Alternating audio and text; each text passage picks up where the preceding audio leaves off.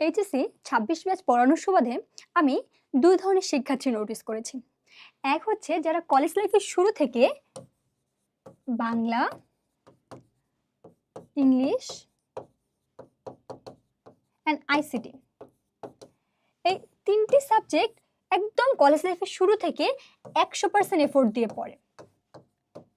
১০০% effort দিয়ে পড়ে। আরেক ধরনের শিক্ষার্থী আছে যারা এই তিনটি সাবজেক্ট জাস্ট হজবরলা 40% এফোর্ট দিয়ে পড়েছে, লাইক হ্যাঁ পাশ করলেই হলো এরকম।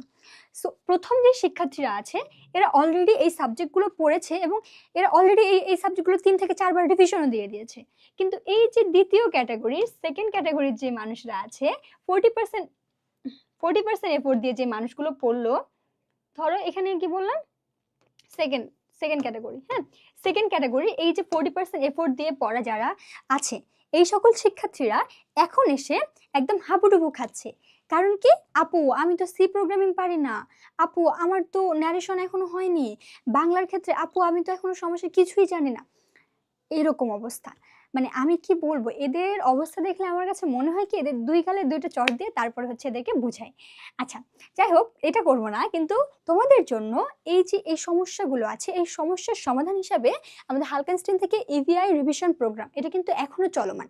এবং আমাদের ইভিআই কোর্সে কি কি দেওয়া থাকবে দেখো, 60টা টেস্ট পেপার সলভিং ক্লাস থাকবে, এরপরে সাবজেক্ট ভিত্তিক অ্যানালাইসিস রোড ম্যাপ থাকবে, ডিসকাশন অ্যান্ড মেন্টরশিপ অবশ্যই থাকবে, কিউএনএ সমন্বিত বাংলা দ্বিতীয় পত্র ইবুক, কিউএনএ সমন্বিত ইংলিশ বুক ইবুক অবশ্যই ইবুক, এবং কিউএনএ সমন্বিত আইসিটি নোটস ইবুক।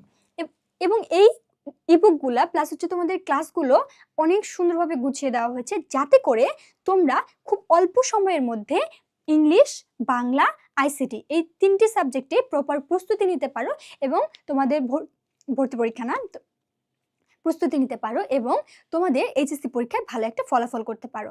সুতরাং যাদের ইংরেজি, বাংলা, আইসিটি এই তিনটি বিষয়ে এখনও অনেক সমস্যা, এই যে সেকেন্ড ক্যাটাগরির মানুষের মধ্যে পড়ো, তারা অবশ্যই আমাদের এই কোর্সটাতে এখনই এনরোল করবা, যাতে করে এই যে সময়টুকু আছে এই সময়টুকুতে